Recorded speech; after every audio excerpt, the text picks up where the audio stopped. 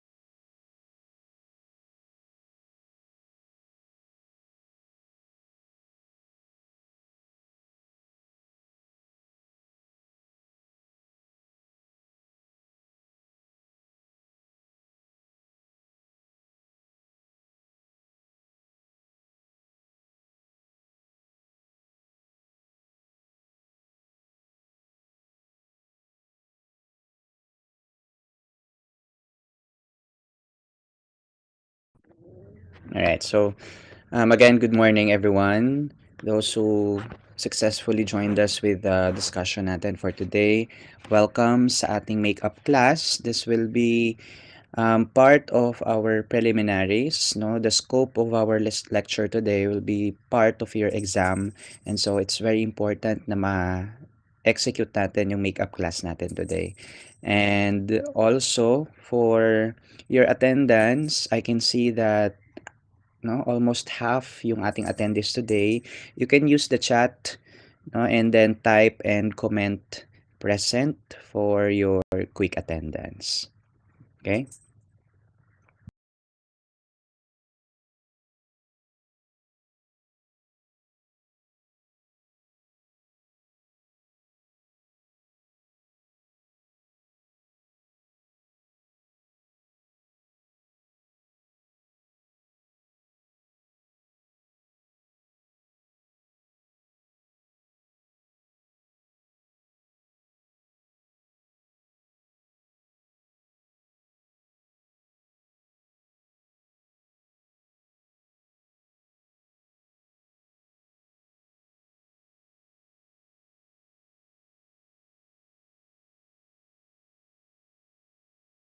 So let us proceed. No, you just type. No, go ahead and type present on the comment, and no, para ma-record natin or I have an evidence that you've attended the makeup class today. So for today's discussion, we'll be discussing yung science and technology and its connection, no, its role in nation building. So here's our learning outcomes. We will be identifying critical points in the history of S&T here in the context of the Philippines and how these developments affected society and environment. We will also identify contributions of Filipino scientists in S&T and scientific thinking. Also, explaining the role of S&T in nation building.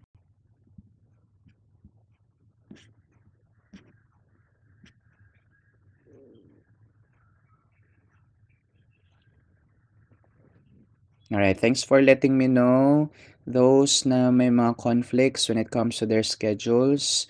As mostly yung mga irregulars, they will be excused, no, not to attend yung ating makeup class. However, let them know, please, could someone tell them to visit the recordings ng ating discussion for today, so then hindi pa rin sila maiwan o hindi sila no, ma ma-late when it comes to the lessons. Okay, so let's now proceed.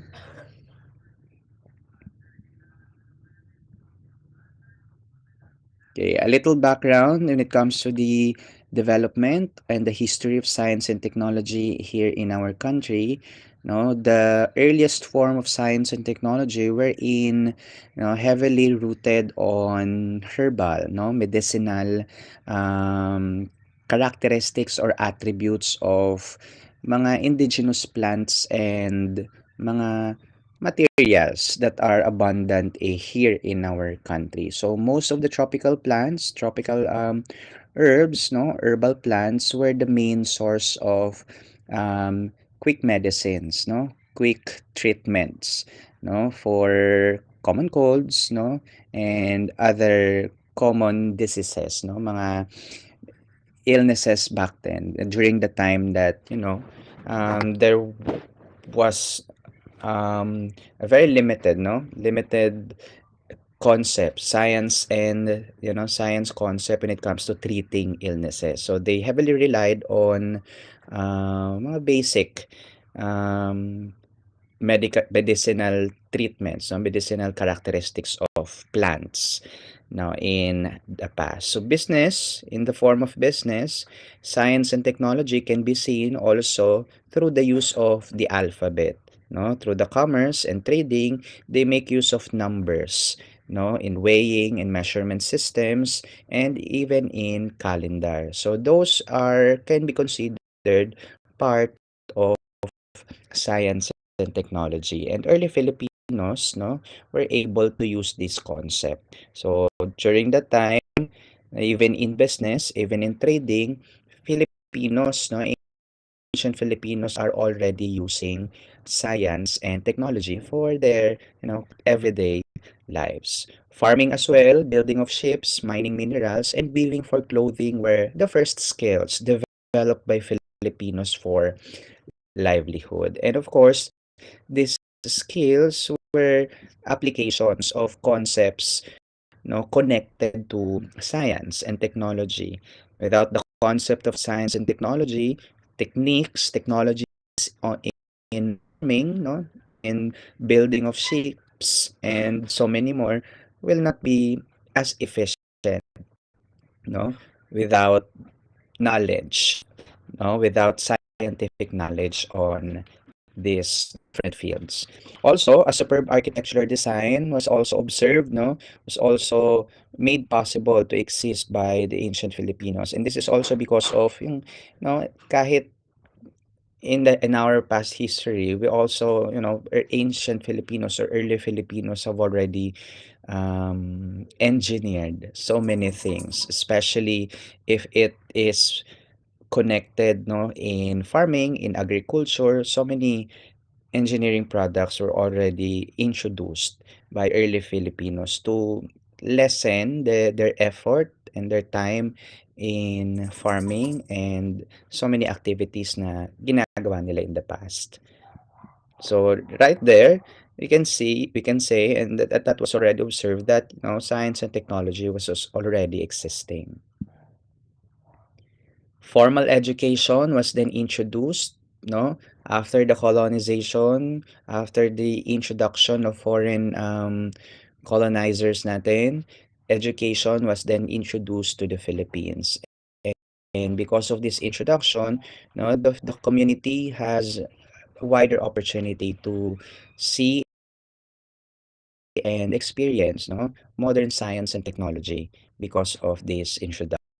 Schools were also mandated to teach religion, mathematics, reading and writing, and music and art. So just science and technology, a lot of fields, no, in academics were already taught in improving the educational systems of our early Filipinos. So because of the culture, because of the introduced culture from foreign colonizers, we were able to adapt the same educational system na meron sila.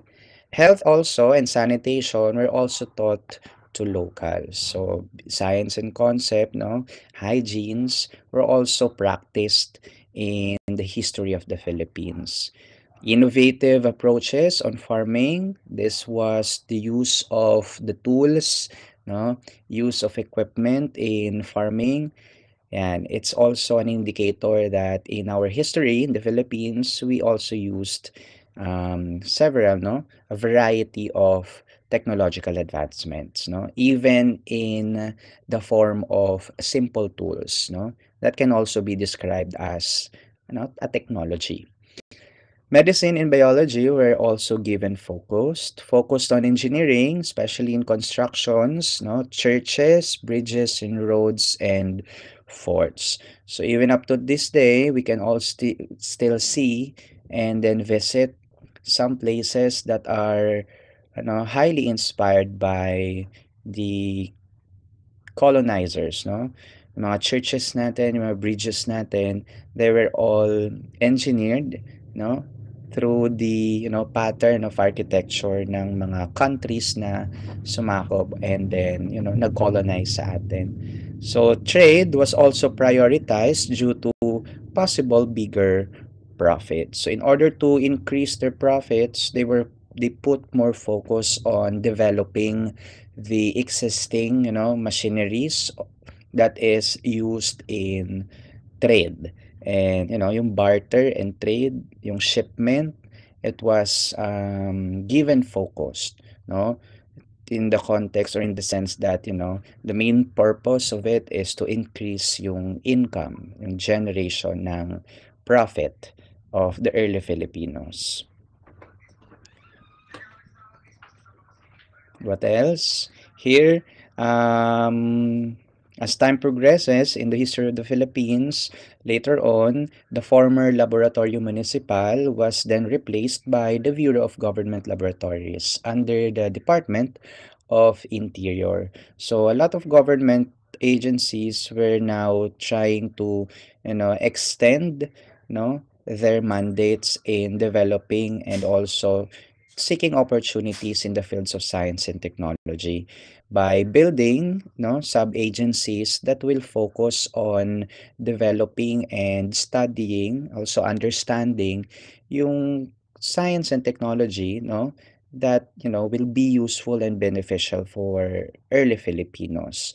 So in example, the government Bureau of Government Laboratories under the Department of Interior was an agency that was established to, study tropical diseases and other related research projects. In the year 1905, the bureau, the same bureau, no, Government of Laboratories was then changed to the Bureau of Science, and then it became the main research center of the Philippines. So as early as 1900s in the Philippines, in our history, research and development or R&D is also, is a concept, is an existing concept already. No? A lot of early Filipinos were really keen on, immersed into research and development.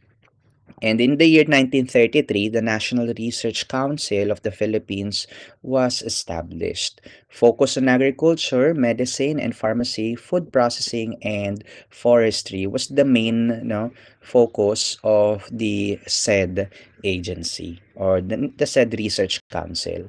In the year 1946, the Bureau of Science was substituted, by the Institute of Science. A lot of changes was happened. A lot of changes took place in the nomenclature or the name itself, but then the mandates or the responsibilities and the roles of this agency, kept on its core, and that is on the fields of research and development and, um, improving yung concept natin on SNT. So let's proceed sa mga different administrations in the Philippines history, and let us try to look, no, their key programs, the component programs, laws, no, proclamations that are directly connected to the development of science and technology during their administration. And so we begin with former President Ferdinand Marcos. This is the senior one. No? Under his administration, he then mandated Department of Education to do a promotion of science courses in public high schools. So it was the birth of other extracurricular activities and programs, especially directly connected to science and technology. No? And then this was an opportunity for students in the Philippines to, you know, flourish and develop their critical thinking skills, when it comes to, applying mathematics, applying science in a more deeper and, a more wider in terms of the academic quality, no? So budget also for research projects in applied sciences and science education has significantly improved under his administration. Also, fund for private universities and colleges for the creation of courses related to S&T and to promote research was observed under his administration. Of course, yung ating Philippine Science Community that was then changed into DOST na, the current name, which is the Department of Science and Technology. Its site, the location that is in Bikutan, in Taguig, which was then part of Rizal, but now, separated from Rizal, was credited, under the administration. Yung acquisition ng lupa na kinakatayuan ng DOST right now was made possible under the administration of former President Ferdinand Marcos. A lot of agencies under his administration came into existence. Sample natin dyan is yung Philippine Coconut Research. A lot of these institutions were then given special task, specific focus in developing yung ating science and technology, yung ating research and development on different aspects or various parts of um, resources natin. Kahit natural resources yan, no? Mga mining industries, lahat yan ay merong mga nilikha o minandate na mga agencies to govern and, supervise and develop these fields in our science and technology. The NAST, it's an institution, it's an academy, National Academy of Science and Technology, was then introduced, in several parts of the Philippines. Even in Mindanao and Visayas, there were campuses of NAST, and then it was then later on changed into Philippine Science High School, no? So Philippine Science High School, if you're familiar, this is the National Science High School in the Philippines, wherein a focus on, STEM, especially in sciences, in mathematics, is highly given focus, no? Under the administration of former President Corazon Aquino, a lot of key components or component programs in the science and technology was also introduced. In fact, the National Science and Technology Authority, was changed to the Department of Science and Technology, DOST natin. That is for S&T to be represented in the cabinet. So, nagkaroon na ng membership. It was then welcomed that the Department of Science and Technology was welcomed to the cabinet of former Corazon Aquino, former President Corazon Aquino. So SNT to have part on sustainable economic recovery and growth, no? the cabinet, no, together with former President Corazon Aquino, saw a potential on investing in S&T that can be beneficial to the growth of the economy in the Philippines. And then they invested highly and significantly to science and technology. Created S&T Master Plan aimed to improve research activities and develop infrastructure used for S&T. The R&D plan determined the research material's likelihood of success, potential of product to be exported, and its tactical nature. So the science and technology, in summary, here in the administration of former President Aquino, was heavily focused on building the economy, no? Kasi it was a transition from Ferdinand Marcos Sr. and then transitioning into former President Corazon Aquino. The economy in the Philippines suffered a lot of downfall, no? It went from high to low, and so to keep up and then improve the economy, the former President Corazon Aquino, together with her cabinet members, saw the potential of S&T to help improve the economy. So, yun yung naging focus ng kanyang development in terms of program makings, yung mga programs na ni-launch connected to science and technology.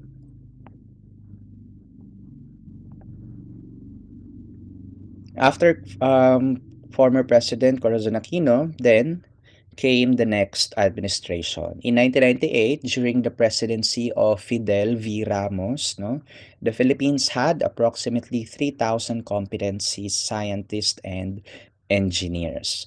Okay. Also, the term Doctors to the Barrio program was highly credited under the administration of Fidel V. Ramos. And this was also, credited to the success of its program. In fact, yung improvement of life expectancy from 67.5 years to 69.1 years was connected, no? Was caused by this program, the Doctors to the Barrio program. And so it was deemed successful during the time of um, former President Ramos. Incentives were also given to people, to scientists and engineers who played significant role in S&T. So aside from honor, no, financial support were also given to these brilliant minds, no, that has significant role and contribution to the development of S&T in the Philippines. Also, the national program for gifted Filipino children in SNT was also introduced. No, the young brilliant minds, no, were given opportunities to further improve their love and interest on the academics or the field or the path of science and technology. They were given scholarships to further improve their, and assist them in their schooling. Yan. So, program yan ni Fidel V. Ramos. RA 8439, it's the Magna Carta for S&T personnel, all workers of the DOST, all workers in the fields of science and technology were given privileges and rights, no, under this Republic Act. Yung tamang pasahod, yung tamang benefits, no, lahat yan ay scope under this Republic Act. Also, yung Republic Act number 7687, S&T Scholarship Law of 1994, kagaya ng nabanggit ko kanina, yung National Program for Gifted Filipino Children, no? Filipinos at that time, if they are very, very brilliant and they are having interest in the fields of science and technology, they can apply on scholarships, no? In, as mandated by RA number 7687. And through this scholarship, the government of the Philippines will be, required to fully support the schooling of these brilliant Filipinos, these young Filipinos, no, that are taking up courses related to science and technology. What else? Number 7459, it's the Republic Act 7459, Inventors and Inventions Incentives Act. Ito yung nagbibigay ng benefits, prizes, no, honor, pagkilala doon sa mga scientists na nakakapagbigay ng significant contributions to the development of S&T in the Philippines.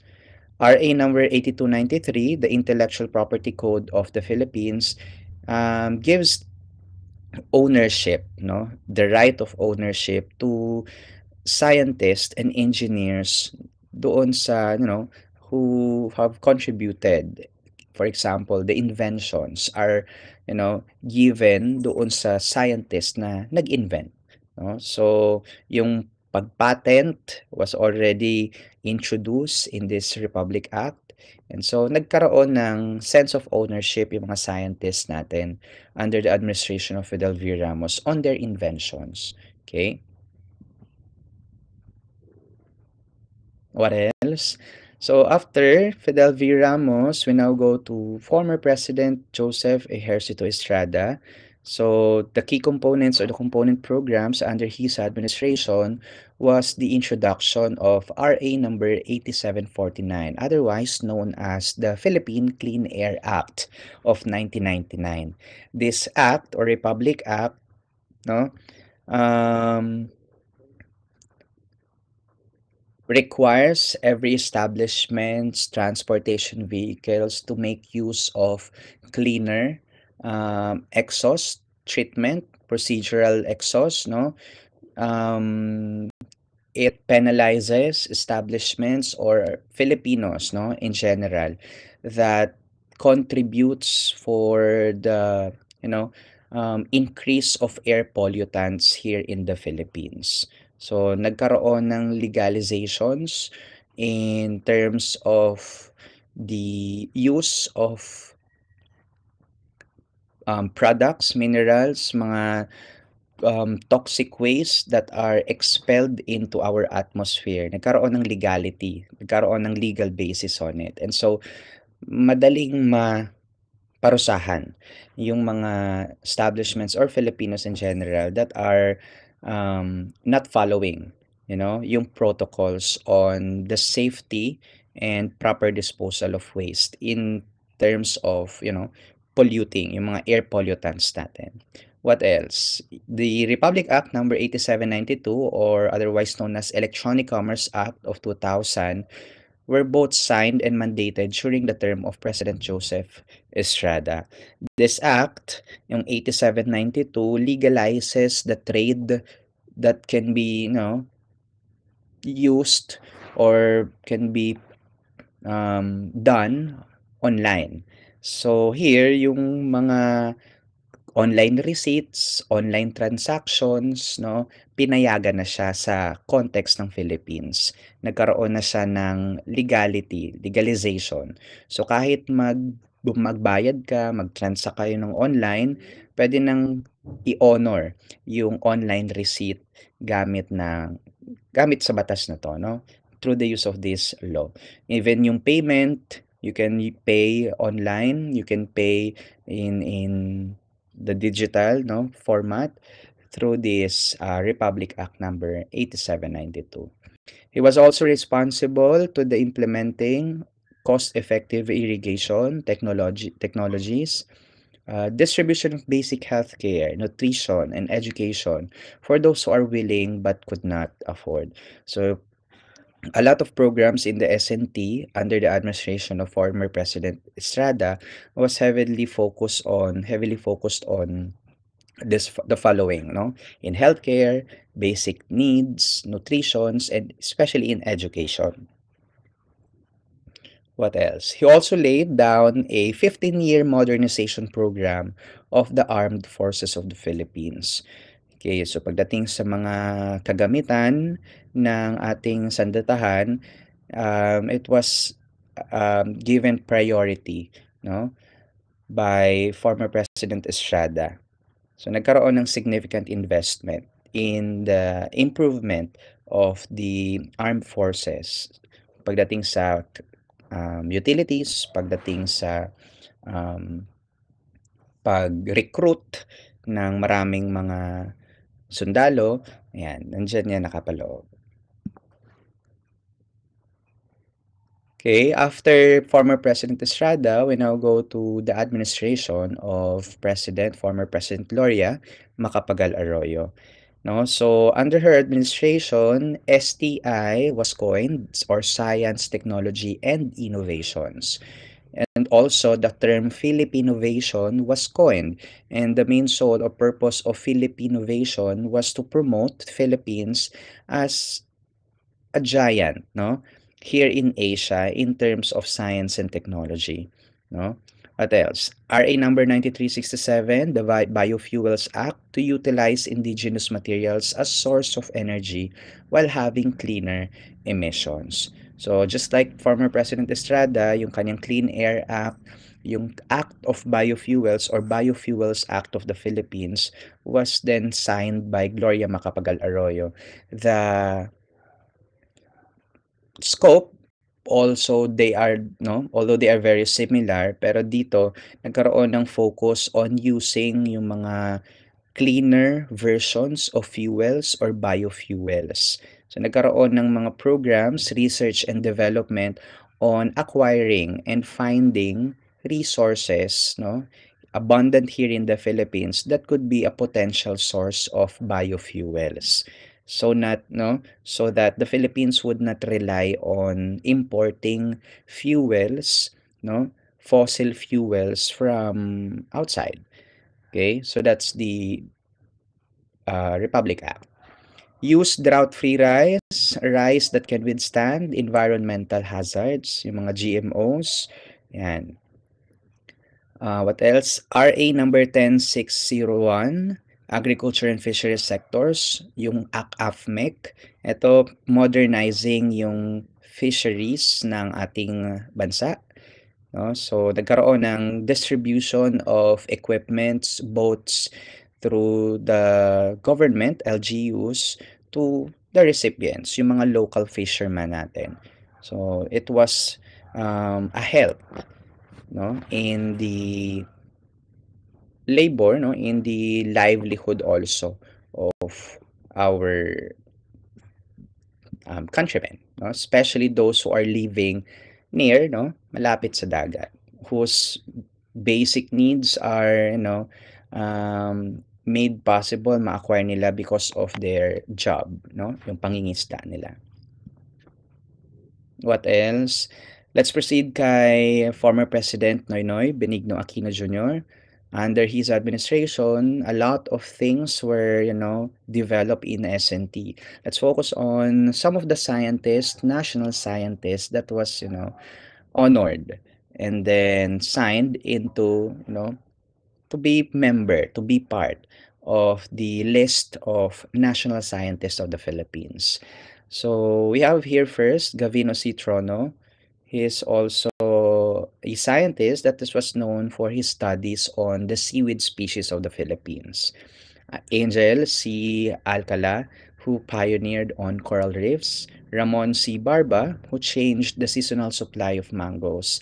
And then, last but not the least, Edgardo D. Gomez, who spearheaded, no, the assessment of damaged coral reefs and their conservation. So a lot of scientists, Filipino scientists, were given honor during the time of former President Benigno Aquino Jr. And most of their works were focusing on the abundancy or the resources of the Philippines. So most of them are marine biologists, marine scientists, and then that their studies were significantly a contribution, no, highly contributed to the development of our understanding of our coral reefs, of our local marine natural resources. We then go to the last administration that we will discuss, or I will, highlight yung works nila. We now proceed to former President Rodrigo Duterte. Yung administration, yung kanyang panunungkulan, the S&T budget for research and development grew by nearly 6 times over the same period of time. So there was a bunch of, a chunk of funding that was given to the DOST, or the science and technology, especially focusing on the research and development. Formation of programs and policies that will aid in shaping the country. Ayan. Yan yung kanyang um, focus, okay, on why the administration gave a lot of fund in the research and development. That is to formulate yung mga programs that will benefit the country. Yung Science for the People was coined under the administration of former President Rodrigo Duterte. The OST to help transfer technology and to put R&D, or research and development results, into commercialization, gaining 1,000 new intellectual properties in only a year. Yung Philippine Science Technology Program launching Diwata 2 in 2018 after the launching of Diwata 1 that put our flag in space. SNT also on agriculture and disaster preparedness was, formulated. Okay?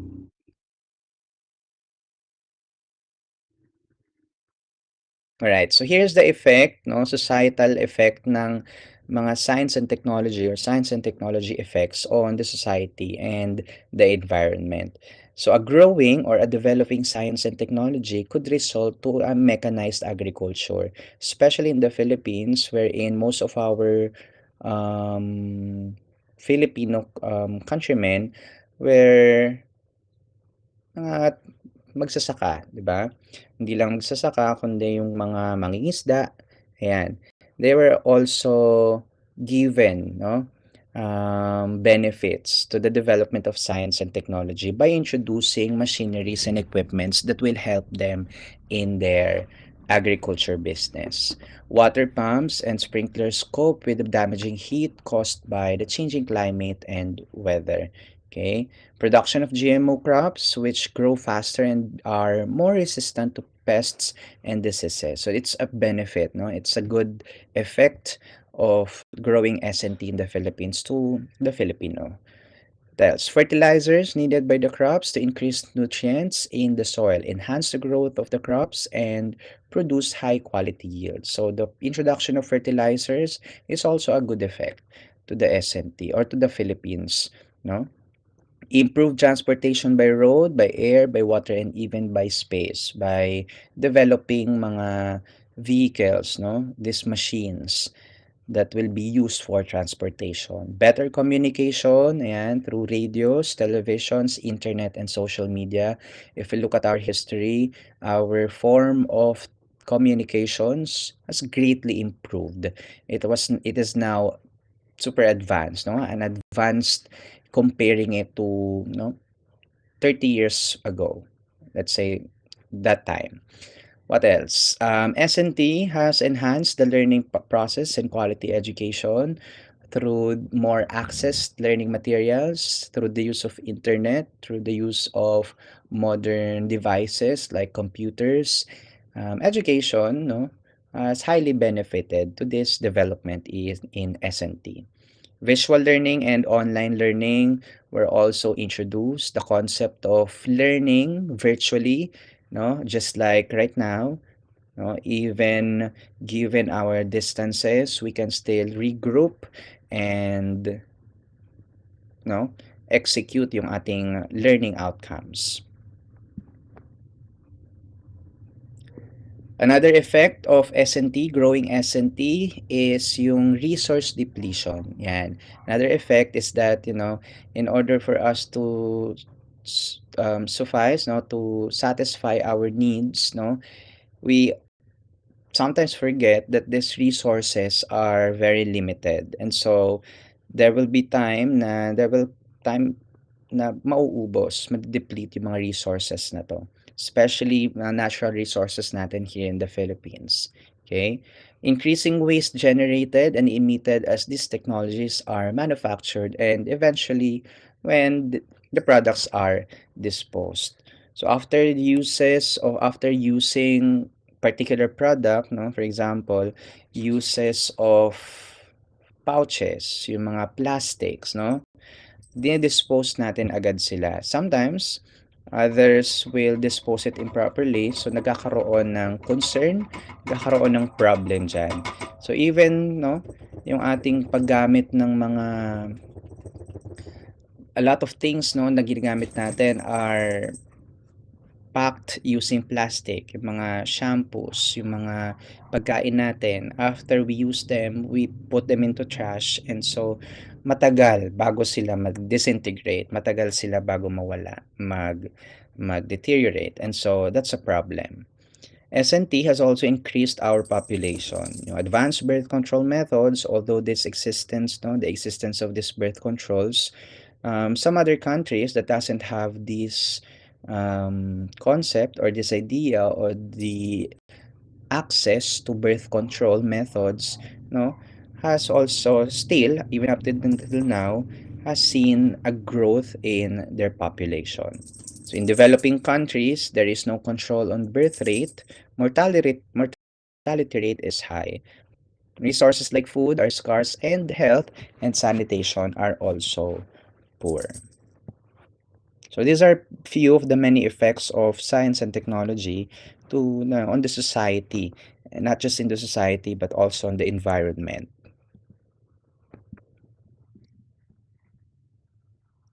Okay, so for your work, no, individual work, this will be individual work 2. No, this will be individual work 3, I believe. Let me just correct. Because your group work 1, your poster is individual work 2, your fishbone is individual work 1, individual work 2 yung fishbone nyo. This will be individual work 3. Now, you will be creating a mind map on the premise of science and technology and innovation here in the country, here in the Philippines. Ang main topic ninyo is the fate of Philippine science and technology innovation.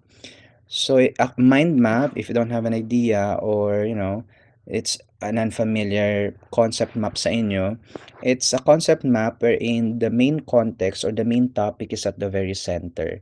It's the root, no? And then a branch or several branches comes out of it, and then these branches leads to topics, subtopics, or terms that can explain or can describe yung main topic natin. So that's how a mind map works.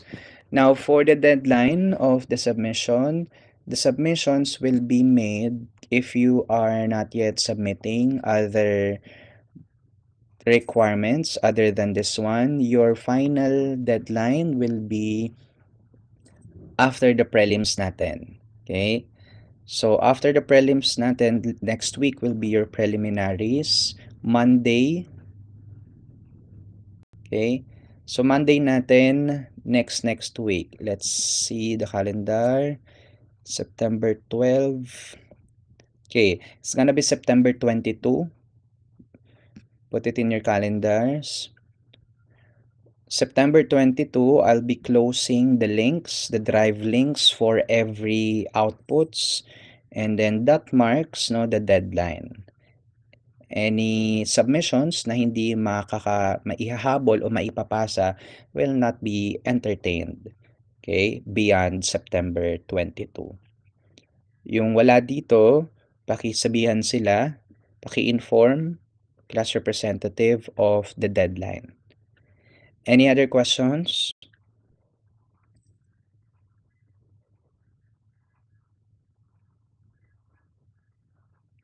Alright, kung wala ng tanong, thank you for again joining us, no, for doing this makeup class.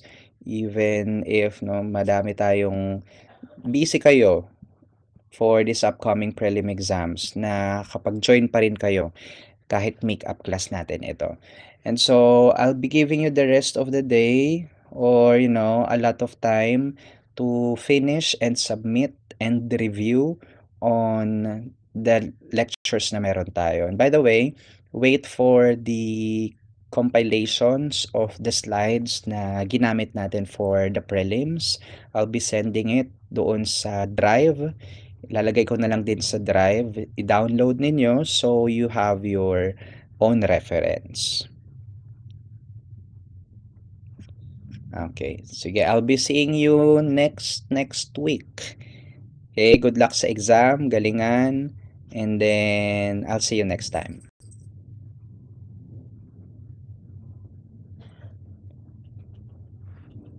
Alright, Vasquez, are you still here? Wala na si Vasquez. Sige. Noted.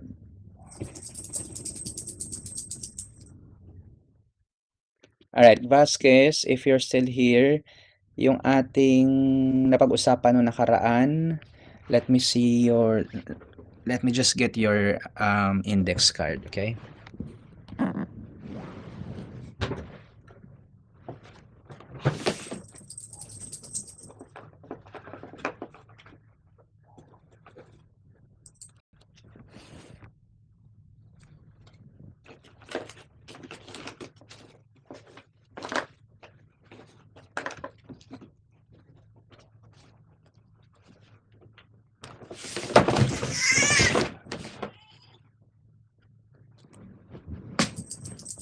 Alright, 2B.